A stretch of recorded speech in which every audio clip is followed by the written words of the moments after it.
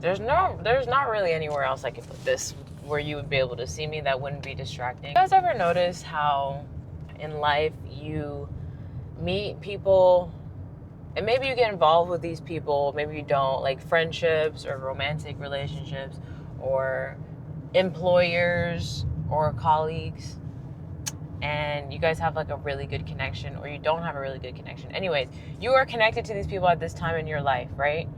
And then your connection with them like ends. You leave that job, you break up with that person, you end that friendship, whatever, and then you never see them again. Like never. Like they never pop up. They never are at the grocery store because you guys live 5 minutes away from the same grocery store or gas station or the gym. Like you guys used to go to the gym together, and like you never see these people ever again. Isn't that crazy? Some people come into your life, and I know this is like duh, but actually really think about it though. Some people come into your life and they make that connection and they have this purpose in your life. They come into your life for a reason or a season or whatever.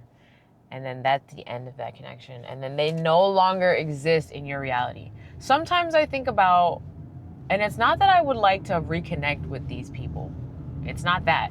But sometimes I think about people that I have connected with, and I'm making this I'm making this face because it really isn't somebody that I would want to reconnect with or be in a conversation with at all. So it's not that I'm like reminiscing about it. It's just like I'm thinking about how I met certain people at the gym, and then we got involved, not really involved, we were starting to get to know each other, whatever, and we connected. And then it was like when I met them, it's crazy because it's like everything in my body was telling me no. Like anxiety through the roof, couldn't sleep, couldn't eat. Like it was like my body was like, this is not it, this is not it, this is not it. And if I wouldn't have met certain people in my life that gave me the exact opposite reaction, like I feel safe, I feel secure, I feel happy, I feel like I can be myself, I feel open-hearted and open-minded. If I didn't meet people like that, I would have thought that the people that gave me anxiety were giving me butterflies. That's just like something that I want to point out. But I think it's crazy that those people come into your life and then you never see them again. And it's like they literally just don't exist anymore. And I think about some people that are so clearly not supposed to be in my life. That's what I was trying to say. I think about the people that were so like, they definitely were only supposed to be a page. Not even a page. Not even a page. I wouldn't even give them that much. There were people that were only supposed to be a sentence or a paragraph in your life, and what it feels like for those people to be that in your life. Like, it's so obvious, but you don't know because you're like, who taught us that having anxiety was like butterflies and the sweats and the nervousness and the chills and the tummy aches? Who the fuck taught us that was a good thing? No, that's your intuition trying to strangle you. It was meant to happen, and you were meant to see why, and now you should learn to trust your intuition about that. And that's why I try to really practice detachment, but not detachment like, oh, I don't care about you, but detachment as in like, you came into my life and I enjoyed it, or I didn't enjoy it, or it was good or it wasn't good, whatever, but now it's in the past and now I let it go. And really, if it's somebody that's supposed to be in your life, they will be in your life. There's no forcing it. If you're forcing it and you're like resisting the fact that life is grabbing you by the collar of your shirt and trying to pull you away, it's still just not gonna work out, dude. It's still just not gonna work out. So then that begs the question then. So like, if I say something like that, Does that mean everything is already pre-planned in your life? Like, is there really no control over your life? Do you not have control over the way that things happen?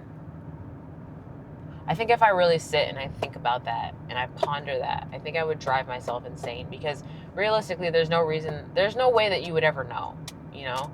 Because if what I believe is true, which is that you create your reality and the desires that you have are meant for you, the desires that you have in your life is something that is meant for you, and you will have it and you can have it. Are those desires already like pre-programmed in me? Like, is this something that like I go through life wanting to do this and I do it and then it does or it doesn't work out? And you know what I mean? This is what I'd be thinking about on my drive on the way to the shop. And I am so like, let me tell you one thing. I am never bored.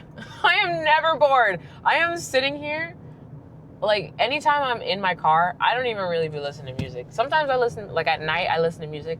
But in the daytime, I'm thinking and I'm talking to myself and I'm interviewing myself, because that's the only, I feel like that makes me really intelligent, because I really sit down and I talk about everything that's going through my mind. Like, I love to complete a thought with myself. I love to sit down and complete a thought and go through the entire process of a thought with myself. I am the best conversationalist for myself. And am I lonely? A little bit. Little bit. Every time I sit down in the car, I always have the best conversations with myself. And I always have the best, like, thought processes. And I'm like, dang, this conversation just eats up, bro. I wish I had somebody in the passenger seat to talk to me. I wish I wasn't talking to myself. I wish I was talking to another human being. People always think that I am younger than I am. And genetics has a lot to do with that, because my family, I don't know what it is about my family. They just like don't age. I know what it is. It's because that black don't crack. I think that like the number one of the main things to aging well is emotional intelligence, one, obviously, but two, really, really satisfying and fulfilling your soul. Really fulfilling your soul. Like, talking through emotions and like not having an emotional baggage. That's number one. You gotta work through your shit, bro. You gotta work through your shit. Talk about your problems, either with yourself, either with a journal, either with a person, whatever. Work through that shit until it's like, oh, I don't really even think about it anymore, you know? And you could just decide, obviously, that this is not a problem anymore, and just like, that's another thing that I wanted to talk about. And I'm almost to the shop. Number 2, find healthy vices. Find healthy vices. There are a lot of people in this world that, everyone has some type of vice, but there are a lot of people in this world that struggle with unhealthy vices, like vices that you are doing to make yourself feel better, but you are also simultaneously killing yourself. That's not cool, man. Why would you think that's cool? That's not cool. Find healthy vices. Like, there are so many healthy vices. You know, if you're angry, you could do boxing. If you're angry, you know what's really good that people don't think about? Volunteering and like working with kids, working with teenagers, learning patience. Connecting with people is a really good vice. I wouldn't even say that it's much of a vice. It's more of like a necessity in life, like connecting with human beings. Sometimes when I meet people, they are like really not surprised that I'm friendly, but they're really surprised that I am a friendly person. And that's something that I take pride in, because I wasn't friendly. I was very apathetic at one point in my life, and I didn't care about anybody and anything. I didn't care about myself. So like, me talking to people and being open and open-hearted and having conversations with people, I don't care how you interpret it, because that's not the way that I'm putting it out. Like, if you think that I'm flirting with you because I'm being nice with you, that really is not a me problem. That's a you problem. It's because it's not like you don't get no bitches. But anyways, finding healthy vices. Talk to people, go to the gym, do boxing, work out, take a walk.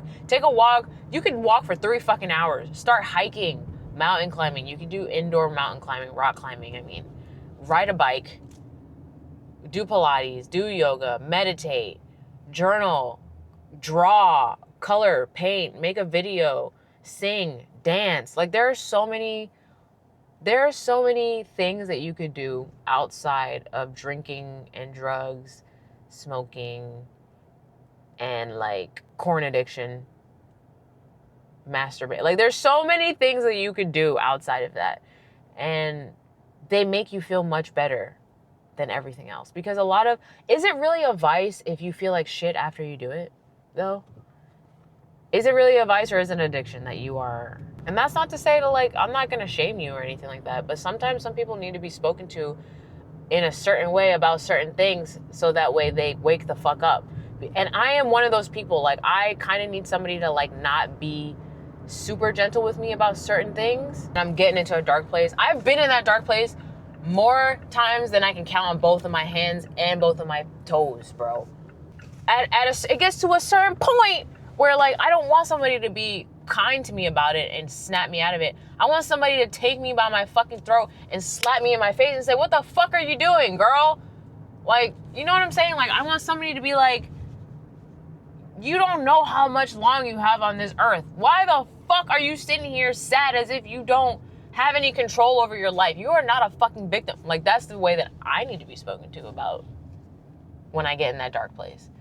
But obviously, kiss me on the forehead before you do it, because I might need that. But also give me some tough love. So that's me giving you some tough love. Find some healthy vices. And don't be a bitch! Bro, this is your life. Thanks for listening to me, listen to you to listen to me. Let's see what the fuck going on.